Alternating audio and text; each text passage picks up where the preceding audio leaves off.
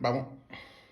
Buenas tardes, mi nombre es Marta Toledo, soy profesora en la Cátedra de Derecho Societario y tengo a mi cargo dar la clase sobre la unidad número 7, que es Vicisitudes de la Sociedad. Así está titulada esta unidad, que comprende varios ítems. Por vicisitudes de la sociedad se entiende algún acontecimiento o algún suceso que se haya producido durante la existencia de la sociedad, y por eso nos vamos a abocar directamente a los institutos que en esta unidad son objeto de estudio, que son los siguientes: resolución parcial, disolución y liquidación. Vamos a comenzar con estos temas, con estos ejes temáticos que son básicos para luego entrar en la parte final de la unidad número 7. Vuelvo a reiterar que cuando se habla de vicisitudes de la sociedad, se refiere a ciertas circunstancias fácticas o hechos que acontecen en la existencia de la sociedad y que producen efectos jurídicos en la sociedad, por ejemplo, en la estructura de la sociedad, alguna modificación en la sociedad. Y la ley ha previsto como supuesto de vicisitudes de la sociedad, primero, dos ejes temáticos a los cuales me voy a abocar en este instante, que son, primero, la resolución parcial y, en segundo término, la disolución de la sociedad. Veamos primero la resolución parcial. ¿Qué es la resolución parcial de la sociedad? Vigente en este tema, digamos, está siempre el principio de conservación de la empresa. Ya hemos visto cómo en el anteproyecto y en las exposiciones de motivos de la Ley 19.550 se expuso ampliamente sobre el principio que imbuía a todo el estatuto normativo de las sociedades, que es el principio de la conservación de la empresa, y por eso es que hay varios institutos, por ejemplo, la nulidad, por ejemplo, en este caso la resolución parcial, donde si bien, digamos, hay alguna circunstancia o algún hecho que afecta a alguno de los socios, eso no va a implicar que se ponga fin a la existencia de la sociedad. A ello se refiere la resolución parcial justamente de la sociedad. Significa que se extingue el vínculo del socio respecto de la sociedad, continuando vigente la sociedad respecto de todos los otros socios, normalmente como si nada hubiera pasado. ¿En qué casos ocurre la resolución parcial? La ley solamente ha previsto en el artículo 89 y en el artículo 90, artículo 89 y el artículo 90 y el artículo 91 ha previsto dos causales: la muerte del socio y la exclusión del socio por justa causa. Vamos al estudio de cada uno de estos supuestos. En principio diré que las causales de resolución parcial pueden ser legales o convencionales.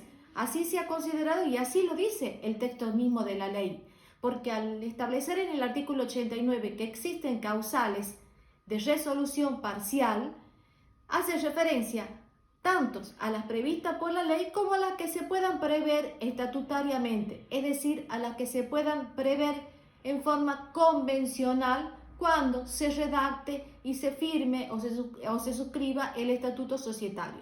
Vamos a estudiar cuáles son las causales legales de resolución parcial de la sociedad. Y en eso tenemos, en primer lugar, la muerte del socio, al que hace referencia el artículo 90. Ahora, la muerte en algunos tipos de sociedades produce la resolución parcial de la sociedad o del contrato societario. ¿Qué significa eso? Que en algunos tipos de sociedades, cuando el socio fallece, se produce la extinción del vínculo societario entre ese socio y la sociedad, pero la sociedad, tal como ha sido constituida con el elenco originario de socios, va a seguir funcionando con total normalidad. Veamos en qué tipo de sociedades ocurre esto. No ocurre en todo tipo de sociedades. ¿En cuáles? Solamente en las sociedades de tipo personalistas, es decir, en la sociedad colectiva, en la sociedad en comandita simple, en la sociedad de capital e industria.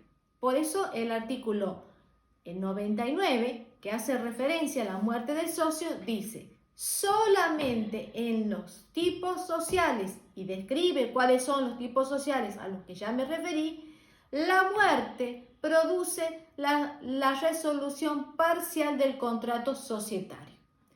¿Cuál es el efecto, cuál es la consecuencia jurídica de esto? Va a significar que la parte, el aporte que le hubiera correspondido a ese socio se va a evaluar monetariamente y se va a de alguna manera devolver ese aporte ¿a quién? A los herederos, porque como ya sabemos, la muerte produce la transmisión ipso iure de pleno derecho en bloque de todos los derechos patrimoniales, y entre esos derechos patrimoniales está justamente el derecho que tiene el socio, por ejemplo, en este caso, a su cuota de liquidación. En este caso, como se produce el fallecimiento, esa transmisión se hace ¿a quién? A los herederos. De manera que, además de transmitirse, además de devolverse el aporte de ese socio, es decir, de alguna manera hacerse una especie de liquidación de la cuota que le correspondía, va a haber una reducción del capital. Por eso, en definitiva, hay una modificación del contrato societario. Bueno, esto pasa en este tipo de sociedades, pero ¿por qué pasa en estas sociedades?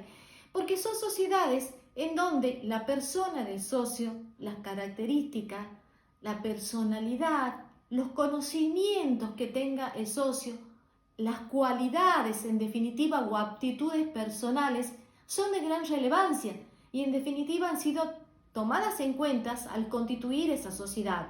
Pongámonos, por ejemplo, una sociedad colectiva en donde todos los socios son médicos y forman parte de una sociedad que en definitiva lleva a cabo o tiene el giro, digamos, comercial, no tanto, digamos, comercial, pero sí la prestación de servicio en un sanatorio.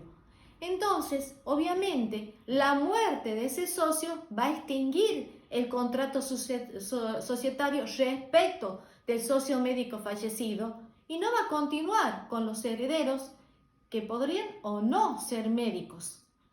Pero en ese caso, la ley establece que se van a producir los efectos de cualquier tipo, digamos, por ejemplo, de la exclusión societaria, en el sentido de que se va a devolver el aporte societario ¿a quién? A los herederos de ese socio. Y la sociedad va a continuar. ¿Por qué? Por aplicación del principio de conservación de la empresa. Eso respecto, reitero, de las sociedades personalistas. No ocurre lo mismo con respecto a las sociedades de capital, en las cuales podemos calificar como sociedades típicamente de inversión, como son las sociedades anónimas y la SRL.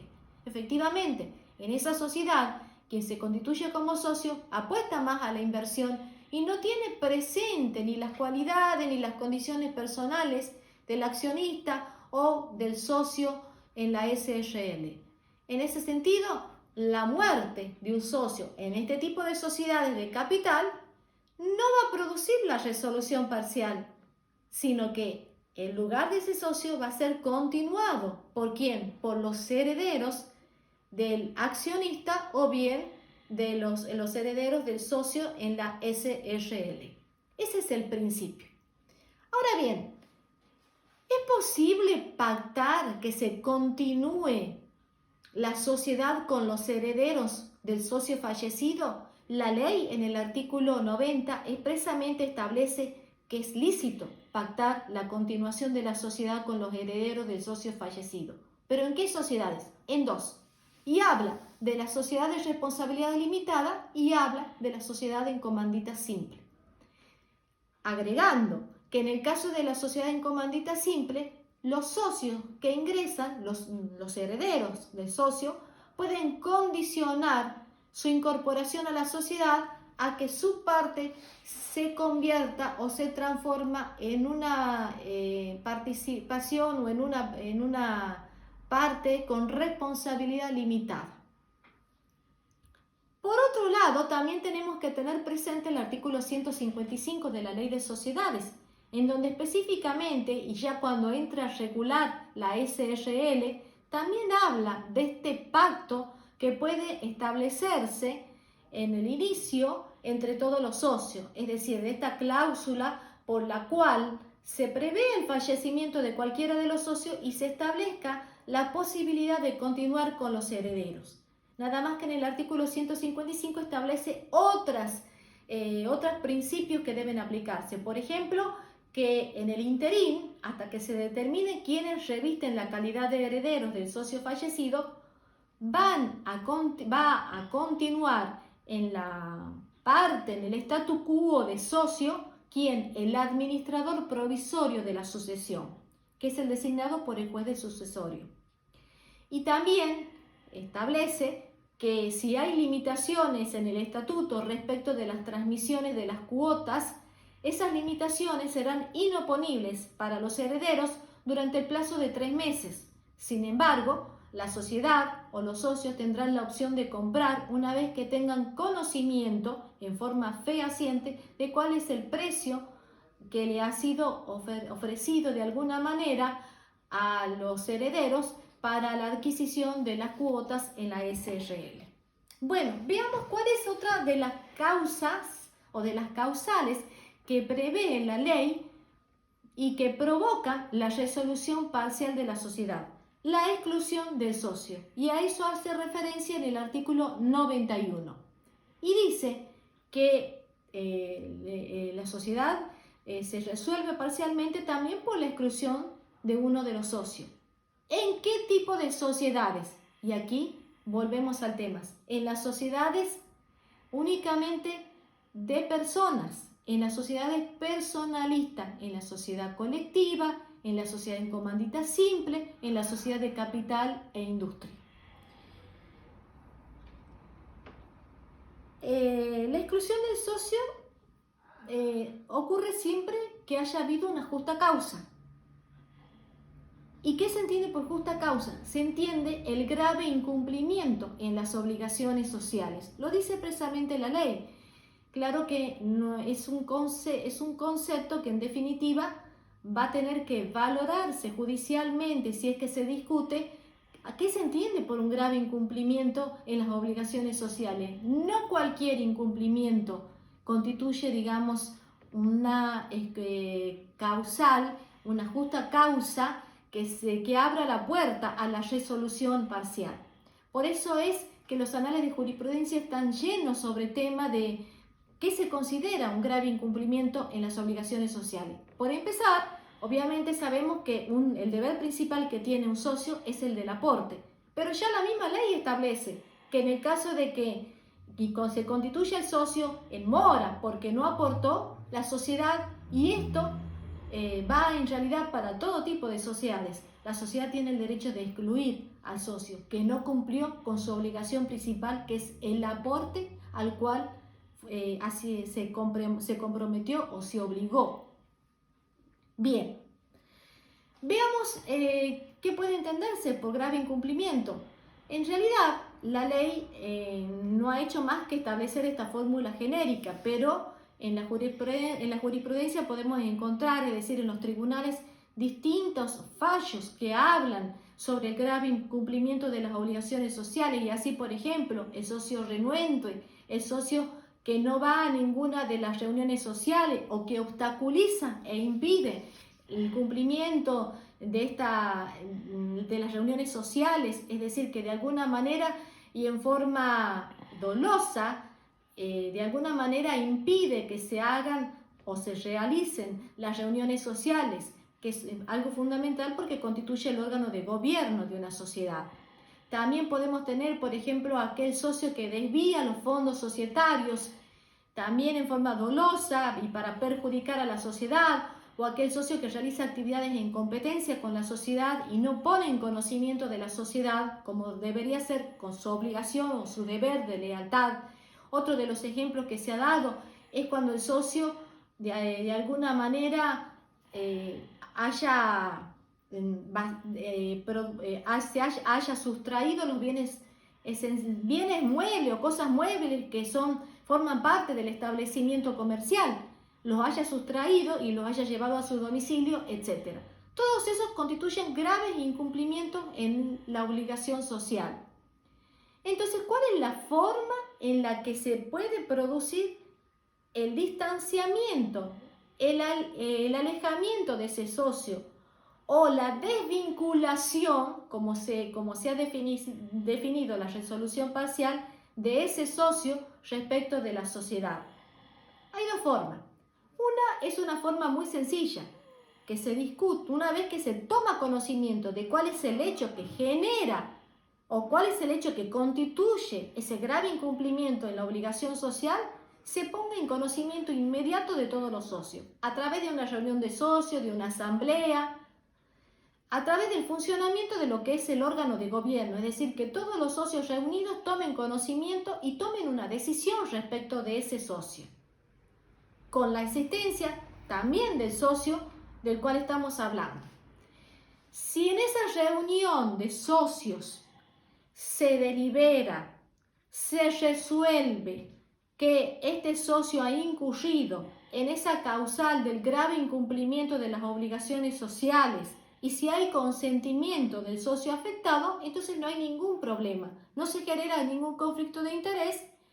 Finalmente se desvincula, se hace una resolución, se resuelva, se aprueba por las mayorías necesarias y finalmente se inscribe en el registro público. Con ello, de alguna manera, se termina desvinculando el socio y se le reintegra monetariamente, es decir, una suma de dinero que es equivalente al aporte que él efectuó oportunamente. Y eso lo veremos cuando entremos a analizar cuáles son los efectos de la exclusión que están previstos en el artículo 92 de la Ley General de Sociedades.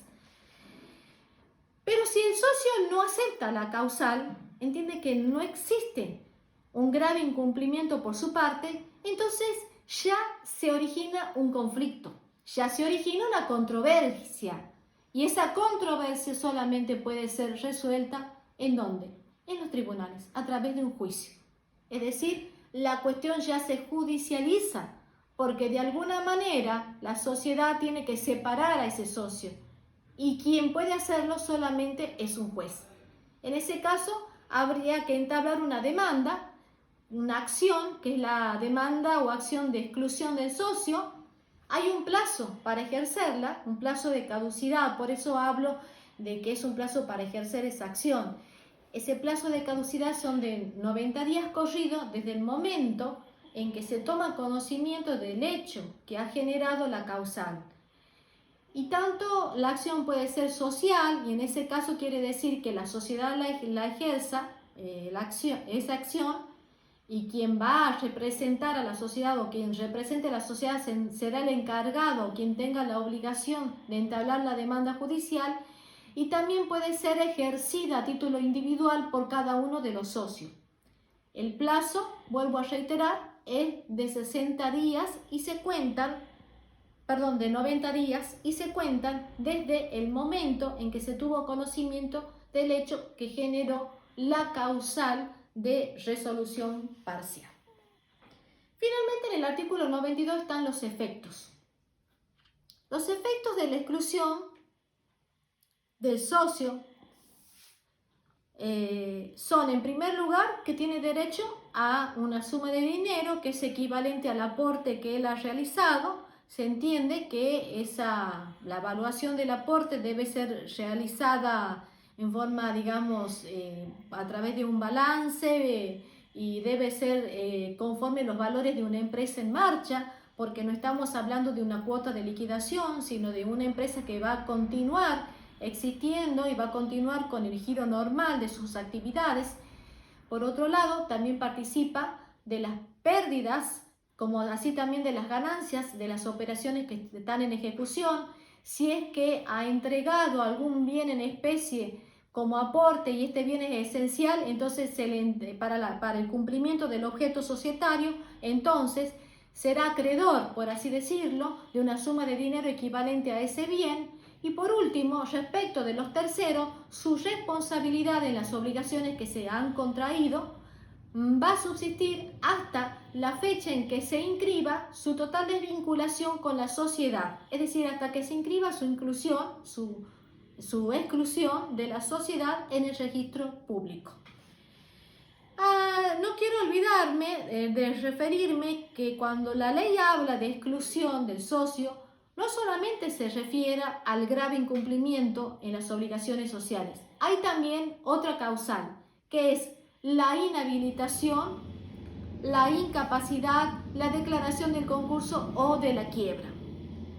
Pero también quiero rescatar, digamos, como algo importante, que la ley ha previsto que la exclusión del socio por el grave incumplimiento de las obligaciones sociales, además de las sociedades personalistas, puede también aplicarse a la SRL. Solamente en esa causal, grave incumplimiento en las obligaciones sociales.